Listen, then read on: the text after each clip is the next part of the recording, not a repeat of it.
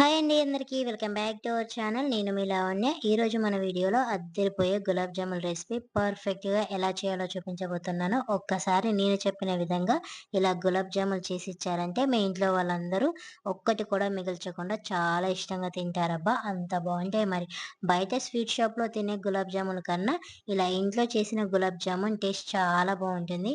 మరి easy and టేస్టీగా simple వేలో ఇంట్లోనే ఈ గులాబ్ జామున్ ఎలా చేయాలో చూసేద్దాం పదండి. ఇదిగో ఒక ప్లేట్ తీసుకోండబ్బా! అలాగే ఇన్‌స్టంట్ గులాబ్ జామున్ మిక్స్‌ని తీసుకుందాం. అయితే మనం తీసుకున్న ఈ గులాబ్ జామున్ మిక్స్‌ని ఒకసారి కప్పు కొలతల్లో తీసుకుందాం. దీని వలన మనం పంచదార ఎంత తీసుకోవాలి అనేది చాలా క్లియర్‌గా మీ అందరికీ కూడా చాలా బాగా అర్థమవుతుంది. ఇక్కడ మనం తీసుకున్న గులాబ్ జామున్ పిండి కప్పు కొలతల్లో తీసుకుంటే ఒక కప్పు నిండా వచ్చింది. ఈ పిండిని ఒక మిక్సింగ్ బౌల్‌లో కానీ లేదంటే ఇలా ఒక ప్లేట్‌లో గానీ వేసుకోండబ్బా! ఇప్పుడు ఇందులోకి సరిపడా పాలని తీసుకుందాం. పాలపైన మీగడ ఉంటే మీగడతో సహా తీసుకోండి. అప్పుడు గులాబ్ జామున్ అనేవి చాలా బాగా వస్తాయి. మీగడ అనేది ఆప్షనల్ మాత్రమేనండి. ఉంటే వేసుకోండి లేదంటే స్కిప్ చేసేయండి. కాచి చల్లార్చిన పాలతో చేసినా చాలా బావుంటాయి. ఇలా పాలని కొంచెం కొంచెంగా వేసుకొని ఇలా వేళ్ళతో కలపండి. నేను వీడియో క్లిప్‌లో ఎలా అయితే మిక్స్ చేసి చూపిస్తున్నానో అదే విధంగా పిండిని సాఫ్ట్‌గా కలపాలబ్బా! ఇలా సరిపడా పాలని తీసుకొని పిండిని సాఫ్ట్‌గా కలిపాక ఇప్పుడు ఇందులోకి ఒక టీ స్పూన్ నెయ్యిని తీసుకొని మిక్స్ చేసుకుందాం. ఇలా కొంచెం నెయ్యి వేయడం వలన టేస్ట్ అనేది చాలా బావుంటుందబ్బా! సో, నెయ్యిని వేశాక మళ్ళీ ఒకసారి పిండంతా కలిసేలా కలపండి. చూడండి మనకి పిండనేది ఇలా సాఫ్ట్‌గా ఉండాలి. ఇలా మనం విరిచి చూస్తే ఎయిర్ గ్యాప్స్ అనేవి వచ్చి ఉంటే పిండికి సరిపడా పాలని తీసుకొని కలిపినట్టు. సో, ఇలా కలిపిన పిండిని ఒక 10 నిమిషాల పాటు మూత పెట్టి పక్కన పెట్టండి. ఇప్పుడు పాకాన్ని ప్రిపేర్ చేసుకుందాం. ఒక గిన్నెలోకి మనం తీసుకున్న గులాబ్ జామున్ మిక్స్ అనేది ఒక కప్ అయింది కదబ్బా! అదే కప్పుతో ఇప్పుడు ఇందులోకి 3 కప్పుల పంచదారని తీసుకుందాం. మీకు షుగర్ సిరప్ అనేది తక్కువగా ఉండాలి అంటే 2 కప్పుల పంచదారతో అయినా చేసుకోవచ్చు.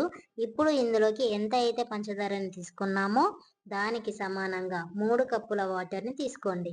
ఇప్పుడు మంటని హై ఫ్లేమ్‌లో పెట్టి పంచదార అనేది పూర్తిగా కరిగిపోయేంత వరకు వెయిట్ చేయండబ్బా!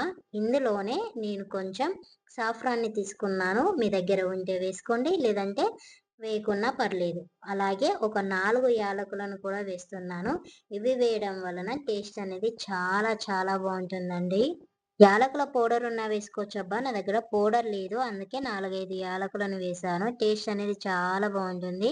అలాగే ఇప్పుడు మనం ప్రిపేర్ చేసిన ఈ షుగర్ సిరప్ గడ్డగట్టకుండా ఉండడానికి ఒక అర టీ స్పూన్ అంత నిమ్మరసాన్ని తీసుకుందాం. ఇలా పంచదార పూర్తిగా కరిగిపోయాక మంటని లో టు మీడియం ఫ్లేమ్‌లో పెట్టి ఒక 5, 6 నిమిషాల పాటు పాకాన్ని మరిగించామంటే పాకం అనేది మనకి కావాల్సిన విధంగా వస్తుంది. ఇలా రెడీ చేసుకున్న పాకాన్ని పక్కన పెట్టి ఇప్పుడు మనం కలిపిన పిండిని తీసుకొని మరోసారి ఇలా కలపండి. పిండి అంతా కలిసేలా ఇలా కలుపుకోవాలి. కావాలంటే చెయ్యికి కొంచెం నెయ్యిని అప్లై చేసుకొని కలపండబ్బా! ఇలా కలిపాక మనం చేసే ఈ గులాబ్ జామున్ అన్నీ ఒకే సైజులో రావడానికి చిన్న చిన్న ఉండలుగా డివైడ్ చేసి తీసుకుందాం. మీరు కావాలంటే చిన్న స్పూన్ సైజ్ అంతా కూడా కొలిచి తీసుకోవచ్చు. ఇక్కడ నేను చేతి కొలతలతోనే ఇలా చిన్న చిన్న ఉండలుగా డివైడ్ చేసి తీసుకుంటున్నాను. సో, పిండంతా ఇలా డివైడ్ చేశాక చేతికి కొంచెం నెయ్యిని అప్లై చేసి ఇప్పుడు ఒక్కొక్క ఉండని తీసుకొని రౌండ్ షేప్ వచ్చేలా చేసుకుందాం. ఫస్ట్ ఇలా అరచేతిలో తీసుకొని ప్రెస్ చేసినట్టుగా చేసి ఆ తర్వాత రౌండ్ షేప్ వచ్చేలా చేయండి. ఇలా చేయడం వలన గులాబ్ జామున్ పైన క్రాక్స్ రాకుండా చాలా బాగా వస్తాయి. చూడండి క్రాక్స్ రాకుండా ఇలా రౌండ్‌గా చేసి తీసుకోండి. ఏం లేదబ్బా! చాలా సింపుల్. ఇలా ఒక ఉండని తీసుకొని ప్రెస్ చేస్తూ రౌండ్ షేప్ వచ్చేలా తిప్పండి. ఈ చిన్న టెక్నిక్ గనక మీకు తెలిస్తే గులాబ్ జామున్ పైన క్రాక్స్ రాకుండా చాలా ఈజీగా చేసుకోవచ్చు. ఈ గులాబ్ జామున్ పిండిని సాఫ్ట్‌గా కలిపాం కాబట్టి చాలా బాగా వస్తున్నాయబ్బా! మీకు క్రాక్స్ వస్తున్నాయంటే కొంచెం పాలని కానీ, లేదంటే నెయ్యిని కానీ ఉండకి అప్లై చేసి రౌండ్ బాల్ షేప్ వచ్చేలా చేసుకోండి. ఇలానే మిగతా పిండి ఉండల్ని కూడా క్రాక్స్ లేకుండా ఇలా సాఫ్ట్ బాల్ షేప్ వచ్చేలా చేసి తీసుకోండబ్బా. ఇప్పుడు ఈ ఉండలన్నీ కూడా ఫ్రీగా ఆయిల్‌లో ఫ్రై అయ్యేలా ఆయిల్‌ని తీసుకోవాలి. లో టు మీడియం ఫ్లేమ్‌లో వేడి చేయండి. తక్కువ ఆయిల్‌లో ఫ్రై చేస్తే గులాబ్ జామున్ అనేవి సరిగా ఫ్రై అవ్వవు కాబట్టి ఇలా సరిపడా ఆయిల్‌ని తీసుకొని మీడియం ఫ్లేమ్‌లో వేడి చేయండబ్బా. ఆయిల్ వేడయిందో లేదో చూడటం కోసం ఒక ఉండను వేసి చూడండి. ఆయిల్ వేడయింది కదా! మరి వేడయ్యాక మంటని లో ఫ్లేమ్‌లో పెట్టి ఉండలని వేసుకోవాలి. అలాగే మరి ఎక్కువగా గులాబ్ జామున్‌ని ఒకేసారి వేయకుండా ఇలా ఆయిల్‌లో ఫ్రీగా ఫ్రై అయ్యేటట్టుగా కొన్ని కొన్ని తీసుకొని ఫ్రై చేసుకుందాం. వీటిని హై ఫ్లేమ్‌లో అస్సలు ఫ్రై చేయకూడదు. లో టు మీడియం ఫ్లేమ్‌లోనే ఫ్రై చేసుకోవాలి. అలాగే గులాబ్ జామున్‌ని వేశాక వెంటనే టర్న్ చేయకండబ్బా. 1, 2 నిమిషాల పాటు అలానే ఫ్రై చేసి ఆ తర్వాత తిప్పుతూ ఫ్రై చేసుకోవాలి. చూడండి ఈ విధంగా మంచి కలర్ వచ్చేంత వరకు ఫ్రై చేయాలి.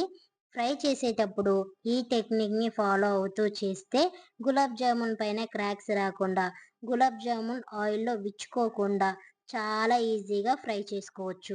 ఇక్కడ మనం లో ఫ్లేమ్‌లో ఫ్రై చేస్తున్నాం కాబట్టి లోపల వరకు మంచిగా ఫ్రై అవుతుంది. ఉండలు ఉండలుగా, పచ్చి పచ్చిగా, పిండి పిండిగా ఉండకుండా చాలా బాగా వస్తాయి గులాబ్ జామున్ అనేవి. మంచి కలర్ వచ్చేంత వరకు ఇలా ఫ్రై చేశాక ఆయిల్ నుండి తీసుకొని పాకంలో వేసేసుకోవడమే. వీటన్నిటిని ఇప్పుడు చూస్తుంటే బాగా డార్క్‌గా కనపడుతున్నాయి కదా!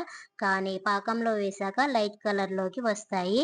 ఇలానే మిగిలిన గులాబ్ జామున్ అన్నీ కూడా కొన్ని కొన్ని వేసుకుంటూ ఫ్రై చేసి తీసుకోండబ్బా. ఇలా ఫ్రై చేసుకున్న గులాబ్ జామున్‌ని ఆయిల్ నుండి తీసి వేడి వేడిగా ఉన్నప్పుడే పాకంలోకి వేయండి. ఇలా వేడి వేడిగా ఉన్న గులాబ్ జామున్ పాకంలో వేయడం వల్ల గులాబ్ జామున్‌కి పాకం మంచిగా పడుతుంది. ఇలానే మిగతా వాటన్నిటిని ఫ్రై చేసి పాకంలోకి తీసేసుకోవడమే. ఇక్కడ మనం చేసినవి 3 బ్యాచులుగా ఫ్రై చేసి తీసుకుంటున్నాను. ఇలా అన్నీ ఫ్రై చేసి తీసుకున్నాక పాకాన్ని బాగా పట్టించాలి. హాఫ్ అన్ అవర్ లేదంటే 1 అవర్ పాటు పక్కన పెట్టండి. ఇలా పక్కన పెట్టడం వల్ల పాకం అనేది ఉండలకి మంచిగా పడుతుందబ్బా. మీరు ఎంతసేపు పక్కన పెడితే గులాబ్ జామ్ టేస్ట్ అనేది అంత బావుంటుంది. పాకం అంతా ఉండలకి పడితేనే గులాబ్ జామ్ టేస్ట్ అనేది చాలా బావుంటుంది. చెయ్యగానే వెంటనే తినేసామంటే పిండి పిండిగా ఉంటుంది. పాకం అనేది ఉండలకి అస్సలు పట్టదు. అందుకే ఒక 1 అవర్ లేదంటే 3 అవర్స్ అయినా పక్కన పెట్టి ఆ తర్వాత తింటే టేస్ట్ అనేది చాలా బావుంటుంది. ఇక్కడ నేను 1 అవర్ తర్వాత చూపిస్తున్నానబ్బా. చూడండి పాకం అనేది గులాబ్ జామున్‌కి బాగా పీల్చుకొని ఎంత చక్కగా రెడీ అయిందో. ఇప్పుడు వీటన్నిటిని మనం ఒక సర్వింగ్ బౌల్‌లోకి ట్రాన్స్‌ఫర్ చేసుకుందాం. నేను చెప్పిన టిప్స్‌ని ఫాలో అయ్యి చేస్తే గులాబ్ జామున్ ఇలా పర్ఫెక్ట్‌గా వస్తాయి. ఈ గులాబ్ జామున్ చూడటానికి ఇంకాస్త కలర్‌ఫుల్‌గా కనపడడం కోసం బాదంని గాని, లేదంటే జీడిపప్పును గాని కొంచెం క్రష్ చేసి ఇలా పైన చల్లుకోండి. చూడ్డానికి చాలా అందంగా కనపడతాయబ్బా! అంతేనండి అద్దిరిపోయే గులాబ్ జామున్ రెడీ అయిపోయింది. ఇన్‌స్టంట్‌గా గులాబ్ జామున్ మిక్స్‌తో ఇంట్లో పర్ఫెక్ట్‌గా గులాబ్ జామున్ ఎలా తయారు చేయాలో చూసారు కదా! మీరు కూడా మీ ఇంట్లో ఇలా గులాబ్ జామున్ చేసిచ్చారంటే ఇంట్లో వాళ్ళందరూ ఒక్కటి కూడా మిగిల్చకుండా చాలా ఇష్టంగా తింటారబ్బా! అంత బావుంటాయి. బయట స్వీట్ షాప్‌లో తినే గులాబ్ జామున్ కన్నా ఇలా ఇంట్లో చేసిన గులాబ్ జామున్ టేస్ట్ చాలా బావుంటుంది. నేను చేసే ఈ గులాబ్ జామున్ అంటే మా ఇంట్లో వాళ్ళందరికీ చాలా ఇష్టం. ఎప్పుడు చేసినా సరే ఒక్క రోజులో ఆఖరి చేస్తారు. అంత బావుంటాయి మరి.